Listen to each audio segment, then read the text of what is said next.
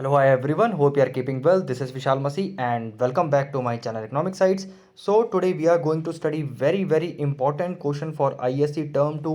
जैसा कि आपको पता है 5 मई को आपका इकोनॉमिक्स का बोर्ड एग्जामिनेशन है टर्म 2 का और बेसिकली सेमेस्टर 2 का। तो मैं यहाँ पे बहुत ही इंपॉर्टेंट 20 क्वेश्चंस आपके लेके आया हूँ। अगर इन क्वेश्चंस के आपको सोल्यूशन चाहिए तो आपको मेरा प्ले स्टोर पे ऐप इकोनॉमिक साइट्स आपको इंस्टॉल करना पड़ेगा, जिसका लिंक मैं आपको डिस्क्रिप्शन बॉक्स में प्रोवाइड कर दूंगा। आप प्लीज़ उसे जाइएगा। ये पेड कोर्स है। It is in very nominal cost, just in ₹100 plus इसके साथ आपको इन सब की एक्सप्लेनेशन भी वीडियो मिलेगी। मेरे ये बेसिकली ये जो क्वेश्चंस हैं मेरे ही हैंड रिटन आपको नोट्स मिलेंगे इसके।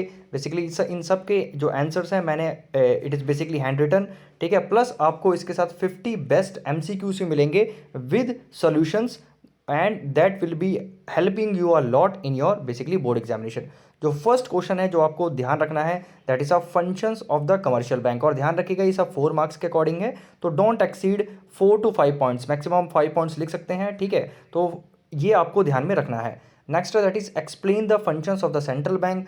Third question is explain the quantitative methods. Okay, this is a quantitative methods of credit control. Credit control के 2 मेथड होते हैं, एक आपका क्वांटिटेटिव होता है, एक आपका क्वालिटेटिव होता है। क्वालिटेटिव को सेलेक्टिव क्रेडिट कंट्रोल बोलते हैं। तो दोनों ही आपको पढ़ के जाने हैं। मैं दोनों का बेसिकली सोल्यूशन मैंने अपने ऐप पे प्रोवाइड कर रखा है। फोर्थ क्वेश्चन है how the exchange rate is determined in the flexible exchange rate. Very important question, ठीक है। ये बेसिकली स्पेसिमन क्वेश्चन में पूछा भी गया था।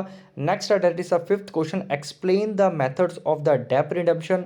कि डेप को बेसिकली जब जो सरकार के ऊपर डेप होता है, पब्लिक डेप होता है, उसको रिडेम कर कैसे करती है, बेसिकली उसको सॉल्व कैसे करती है, उसको बेसिकली आप कैसे करते हो पे आउट कैसे करती है, ठीक है। Next that is a six question explain the circular flow of income and expenditure two sector model without saving and investment. तो इसका भी मैंने बेसिकली इसके नोट्स दे रखे हैं, और अगर आप खुद बना रहे हैं नोट्स, ठीक है, या आप लिखेंगे तो प्लीज़ इसका डायग्राम भी आपको बनाना पड़ेगा, ये आपको ध्यान में रखना है। नेक्स्ट क्वेश्चन 7th है, again it is from the circular flow of income. इसमें आपको बेसिकली 2 सेक्टर मॉडल बनाना है विद सेविंग एंड इन्वेस्टमेंट। और मैं आपको बताना चाहूँगा कि 7th question it is very hot. Please to study this 7th question, ये आपको डेफिनेटली मुझे लग रहा है देखने को मिलेगा।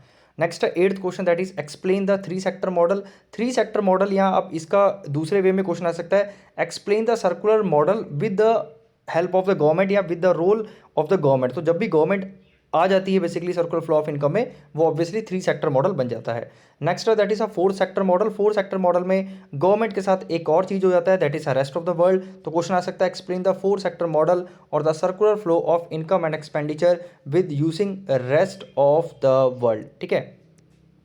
नेक्स्ट है that is a 10th question, ये आपका चैप्टर नंबर 12 से, that is very important. Explain the propensity to consume और the consumption function with the help of diagram. Again आपको डायग्राम इसमें बनाना है। मैंने 4 मार्क्स के अकॉर्डिंग बेसिकली इसका नोट्स बना रखे हैं। If you want to get again the link will be provided in the description box. Next question that is 11th question, that is saving function. You have to explain saving function को propensity to save भी बोलते हैं with the help of the diagram. And 12th question is what is meant by the equilibrium income, how it is determined by the AD and AS approach। very hot question। Please 12 और 13 question तो जरूर बिल्कुल आपको करके जाने हैं, बिल्कुल नहीं छोड़ना है, ठीक है, कि इसमें कैसे हमारी जो इक्विलिब्रियम है कैसे सेट होता है using AD and AS approach. Then 13th question है that is again equilibrium income find करना है आपको सेविंग एंड इन्वेस्टमेंट अप्रोच से।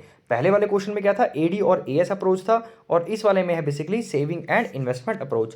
Then 14th question that is discuss the mechanism of investment multiplier. कि इन्वेस्टमेंट मल्टीप्लायर का आपको mechanism बताना है with the help of numerical, ठीक है। यहाँ पे न्यूमेरिकल पूछा जाएगा, तो यहाँ पे बेसिकली प्रोसेस आपके इतने सिलेबस में इस पर खुल के दिया नहीं हुआ है, तो आपको बेसिकली इन्वेस्टमेंट मल्टीप्लायर का जो बेसिक चीज़ है विद द न्यूमेरिकल आपको बताना है। और ये पर्टिकुलर क्वेश्चन भी आप करके जाइए because it was asked in the exam, right, specimen basically.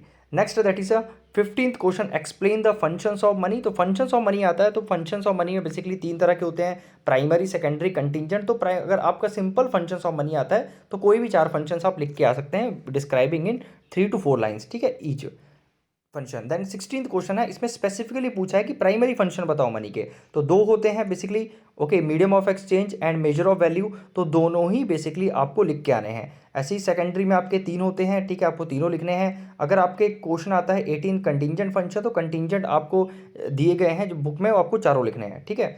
Next that is 19th question, what are the measures of money supply in India. जो क्वेश्चन है आपका M1, M2, M3, M4, ठीक है, और एक होता है M0। M0 होता है हमारा हाई पावर मनी, ठीक है, जिसे मॉनेटरी बेस भी बोला जाता है। उसकी डेफिनेशन भी जरूर पढ़ के जाइएगा, वेरी वेरी इंपॉर्टेंट। देन है 20th question, what how disequilibrium is corrected in the balance of payment. Very very important, ठीक है। इसका मैंने एक लेक्चर लिया भी था, मेरी लाइव क्लासेस चल रही हैं जिसमें ऑलरेडी मैंने बैंकिंग, ठीक है, money, balance of payment, theory of income and employment के न्यूमेरिकल्स मैंने ऑलरेडी करा दिए हैं। आज पर्टिकुलर मैं लाइव में आपका फिजिकल पॉलिसी करा दूंगा, मैं 7 बजे लाइव आऊँगा, ठीक है। तो उसमें मैं फिजिकल पॉलिसी आपका पूरा कंप्लीट करा दूंगा, and will also try to complete the government budget also.